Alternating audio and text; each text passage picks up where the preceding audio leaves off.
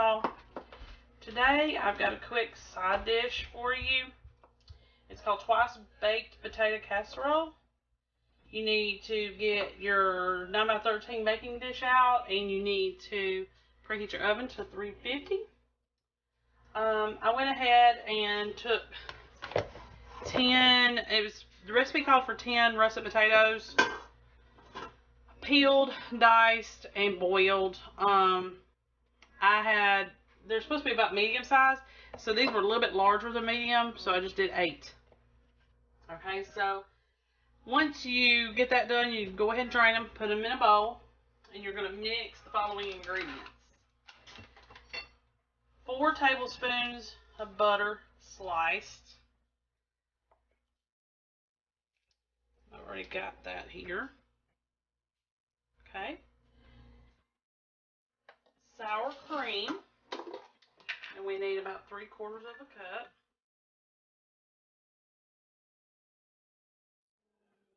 One, 2. Get a spatula.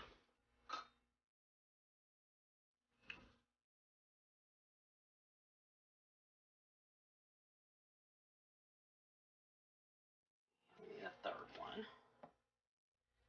Okay.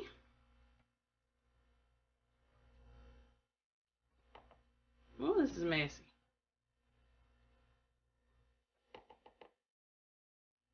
Okay. All right. Yeah, towel. Quick. Okay. The next ingredients that we're going to need is some sour cream. The recipe calls for 4 tablespoons of, cream cheese. Cream cheese.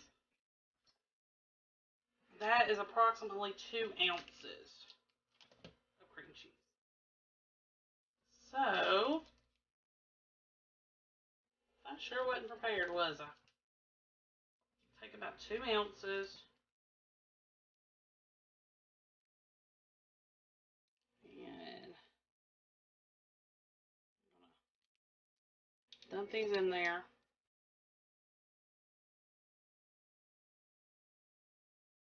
Okay.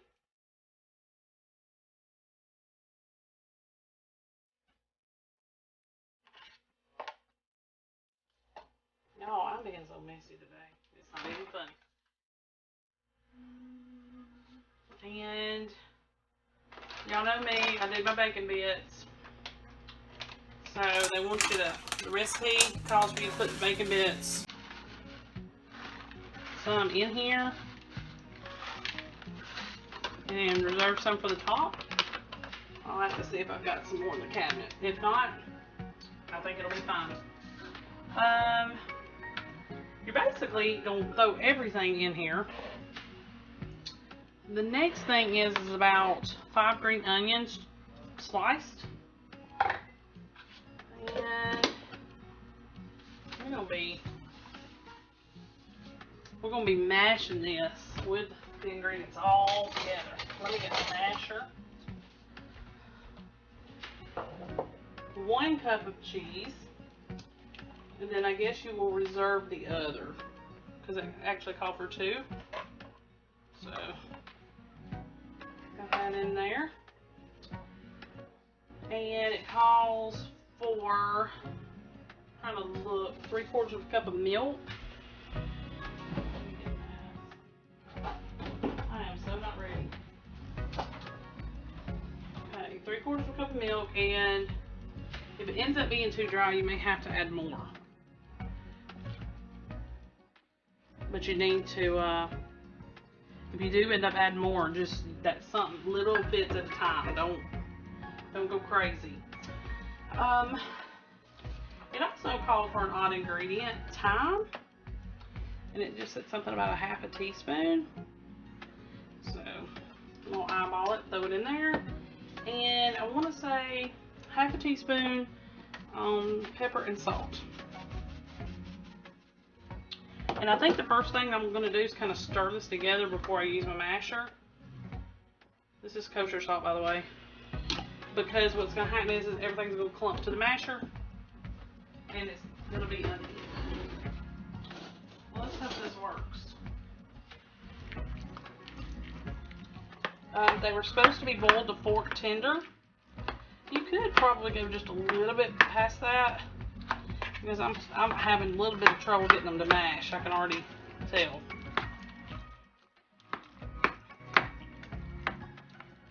They're mashing for me, but they're not really wanting to. And she says you use russet, probably because russet potatoes, they kind of stand up to being cooked. They won't fall apart so easily. Your red potatoes gonna definitely not hold up. So if you do have red potatoes and that's all you've got, I'm sure you could use them. You might just want to undercook them just a little bit.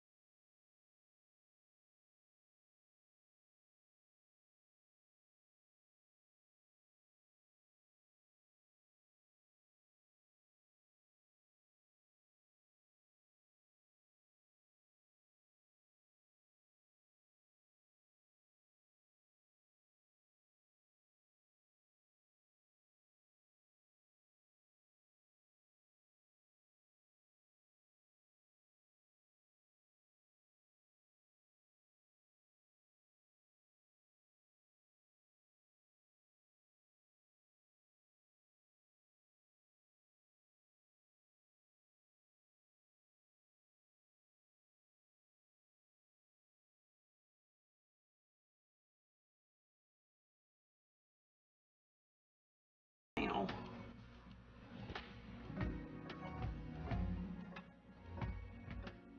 alright, so what we'll do is we're going to stick this in the oven for 25 minutes or so until the cheese is melted.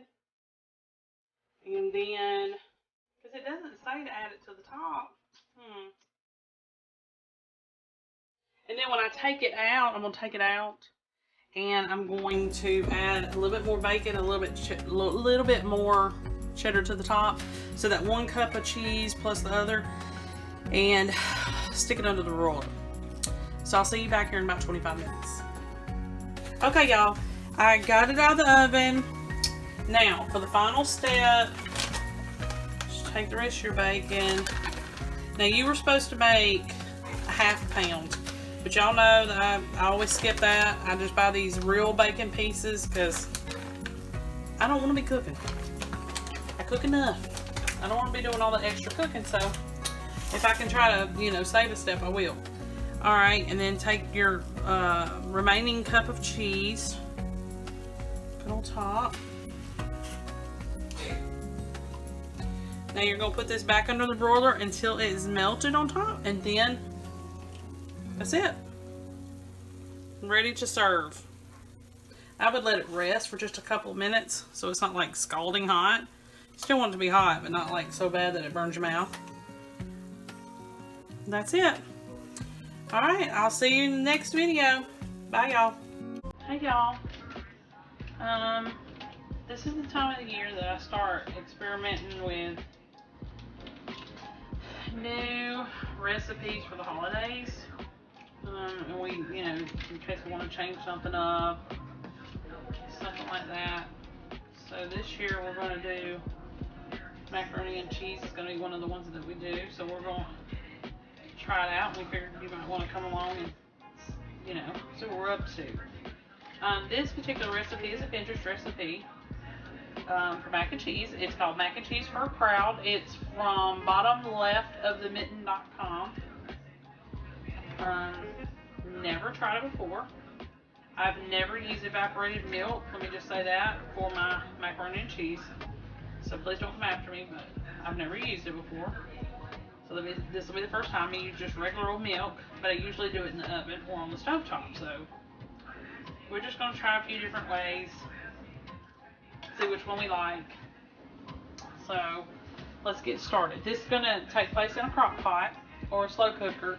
And you need to cook your elbow macaroni, 16 ounces of it, boil it and drain it and cool it off before you do this, okay? So I got this on low. First thing, we need to spray the inside of it, or if you've got a liner, that'll work, okay? Now, this has been cooling, so this macaroni is kind of sticky. I don't know how that's going to play into it, but we'll see. I can't get it out. So, typically, wouldn't have got this far, but life happened. So, I had too much going on to get to it. So, I'm sure that I overdid it on the macaroni. But I'll just put it all in there and see what happens.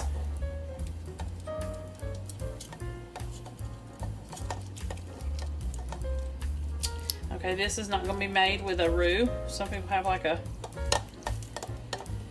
flour-based cheese sauce that goes in here. This one's not like that. I specifically did not want one that way. So we'll just try it and see how it goes.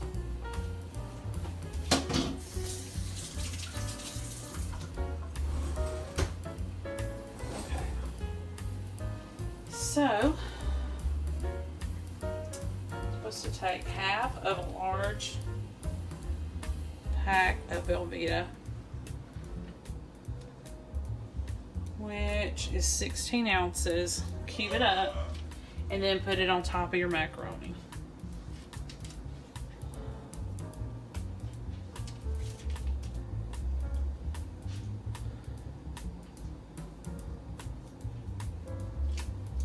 And you know, if after going through all this I realize that it's not enough cheese, I'll just add some.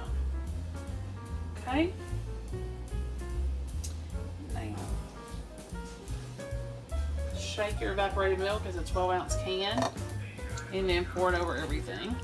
So that's the milk. Okay.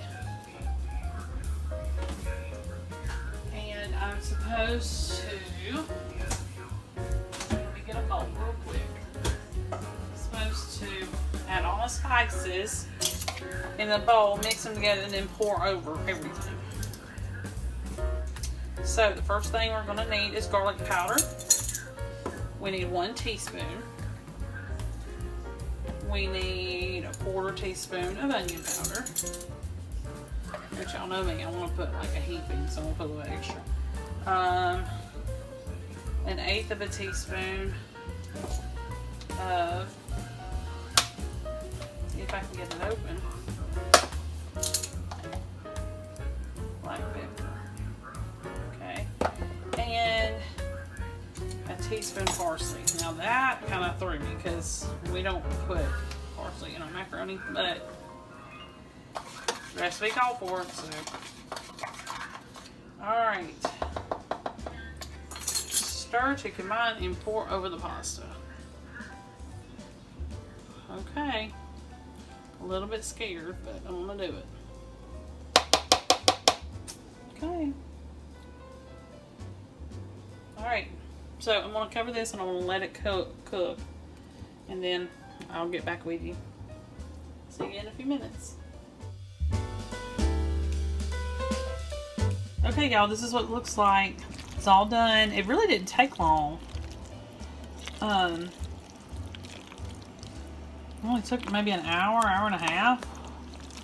I added a little bit of milk, regular milk, when I noticed it wasn't creamy. Just because, you know, it kind of wasn't, it seemed like it wasn't coming together.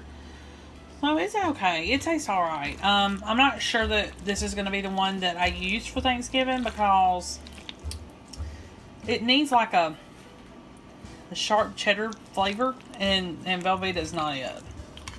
So back to the drawing board on this one, but it tastes fine.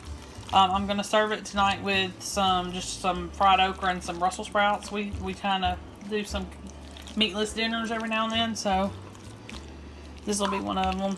You know, it's just a way of me experimenting. But thank you so much for coming along on my experiment. I'm sure we'll do some more. Preheat your oven to 300.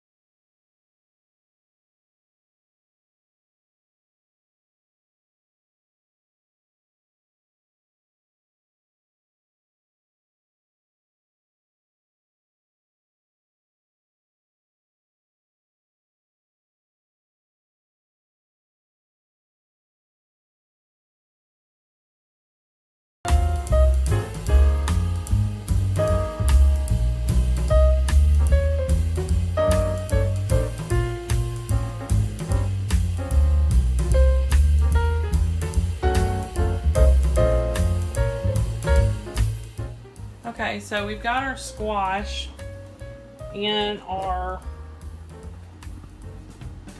skillet. Okay, with our onion. And you need to saute it with a little bit of olive oil and a tablespoon of butter over medium heat. And you need to season it with some salt and pepper. And you're not supposed to overcook them. This is only supposed to be crisp tender, so about 10 minutes. So we're going to let that go. We're going to let that cook. And then we'll add the garlic right before we remove it. Let's get this stuff ready for the chickens.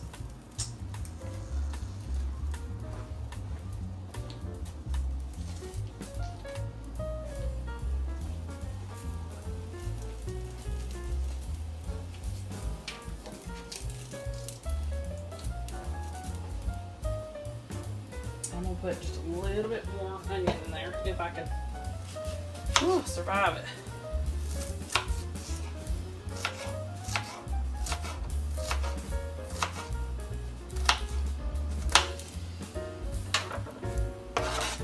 Okay. So not a full onion close, but I mean, you know, if you like onion, you can probably put more in there.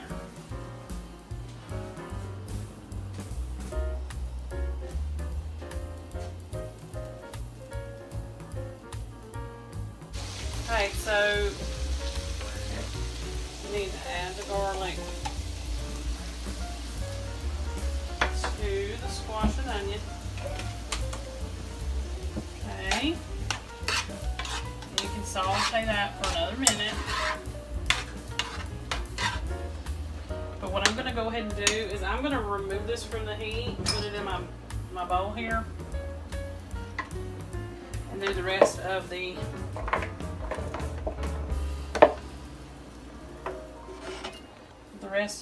recipe in this bowl. Sorry for the noise. My big spoon.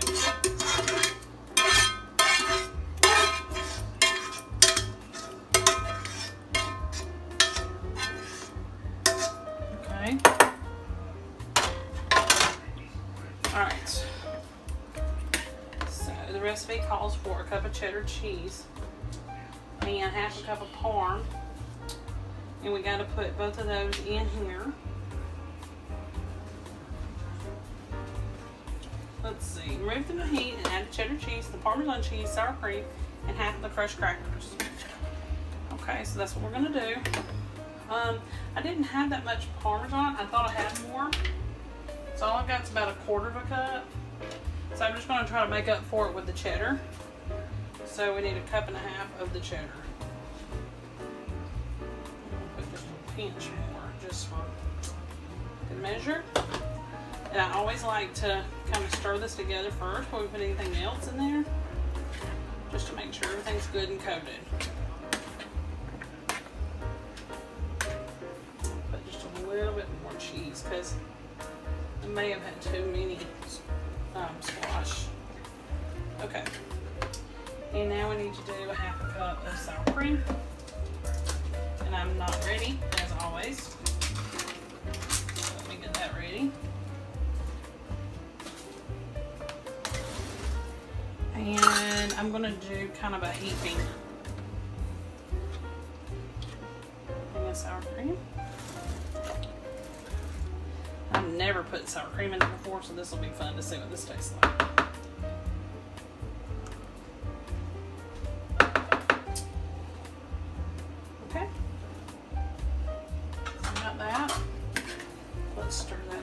Because if we don't, we put the crackers in, the crackers are going to stick to the sour cream, and the sour cream's not everywhere.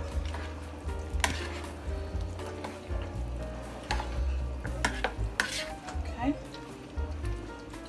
Now, 1 sleeve of Ritz crackers, and she says to put half of them crushed into mixture. So that's what I want to do. Okay.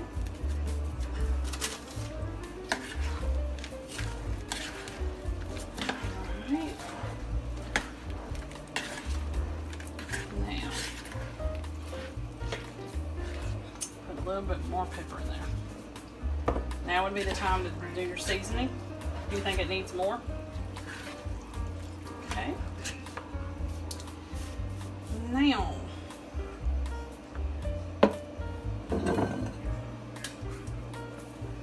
let's go ahead and get this in our pan. And I had already tested the pan to see if this was all going to fit.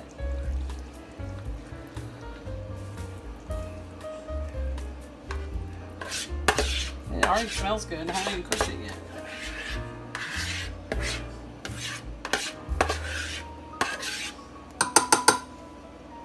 Okay.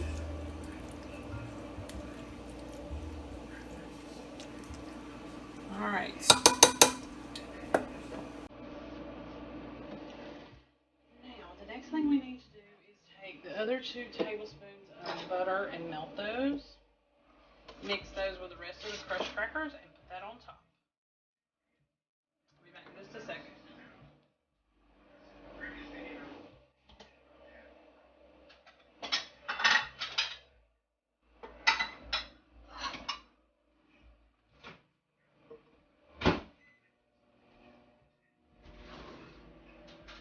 for the rest of our crackers that were in the sleeve, we're going to crush those.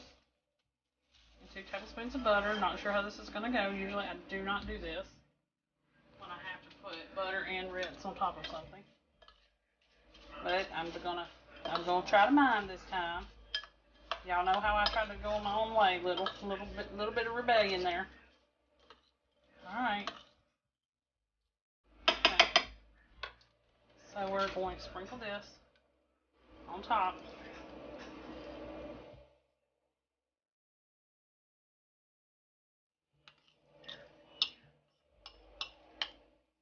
Okay.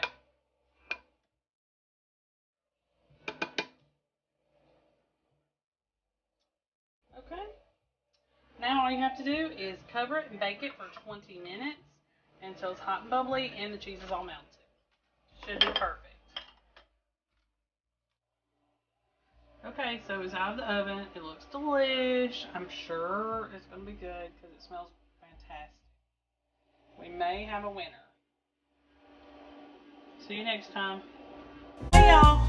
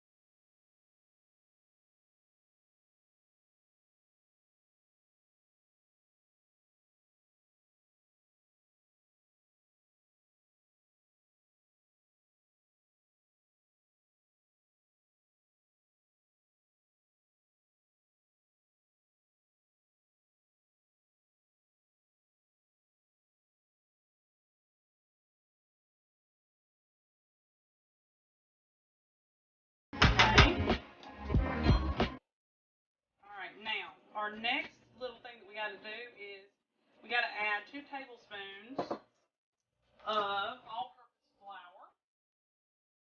So let me do that. Let me get my washed off here.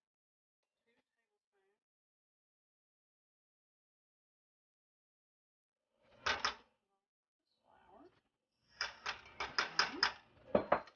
You need to start whisking it. And you need to do it pretty.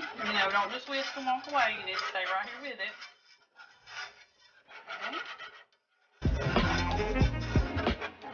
I did turn the heat up just slightly. So it's not on simmer, but it's a little bit higher. Not medium high, probably a medium heat. And what you're making is a roux.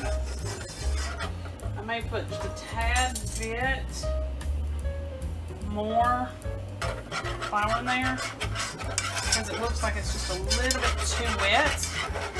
Anybody that makes gravy kind of knows what the consistency should look like.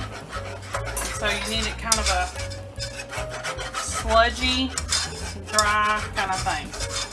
That's a little bit better. Okay. 1 minute. So we already got that done. The next thing you need to add is some chicken broth. I need about half of this. I don't need all of it. Okay.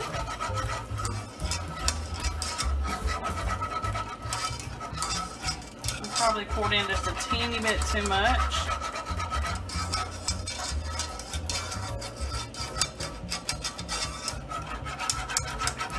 So what you need to be doing and focusing on is when you added the broth, your flour mixture kind of clumped up a little bit. You need to make sure that all that's smoothed out and blended. Sorry for all the noise, y'all. Let's see if you could see right here, it's caking up around my pan and it's doing it on both sides. So I need to fix that and then go back at it again. Okay. stir and cook for 3 minutes. Alright. Now I'm gonna put this way back down on low again on about a 2.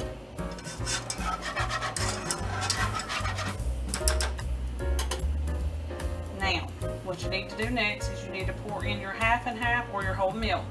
I do not have half, but I do have heavy whipping cream. So we're going to do 1 1/4 cups.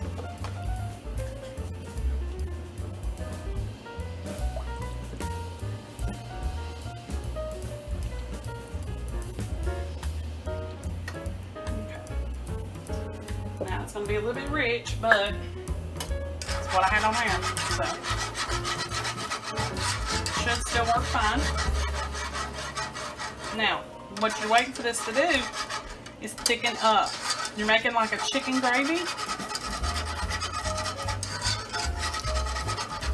So we gotta cook it about 10 minutes or so, let it thicken up. I'm gonna cut it back up behind just a little bit.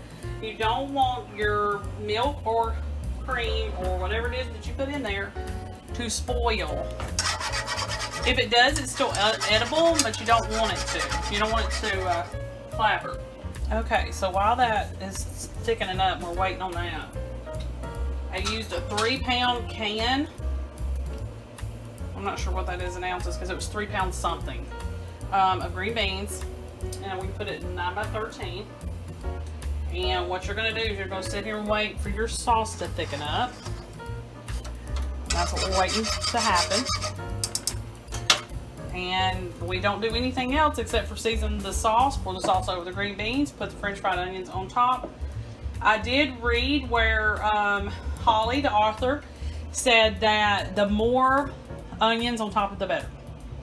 So I don't, I've never really liked green bean casserole.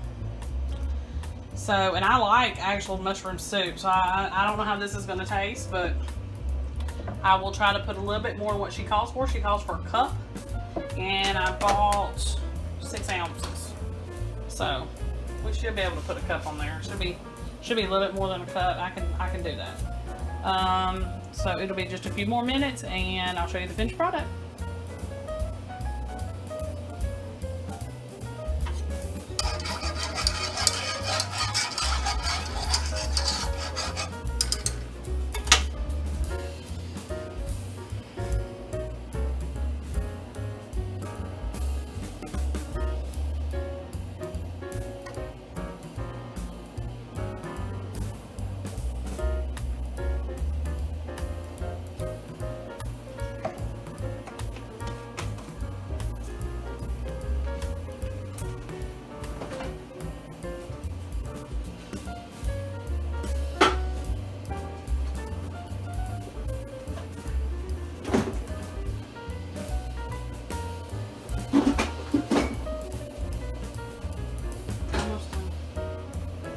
On that. I had to put my arm away. Okay, so ready for your holiday meals with green bean casserole. It's done without mushrooms and without mushroom soup, so it may be actually better. You may actually get your guests to eat more of it. So I guess we'll see. We'll see how it goes. It was real easy and it thickened up in the oven. Real easy, quick, and you could do it really any time of the year. See y'all next time.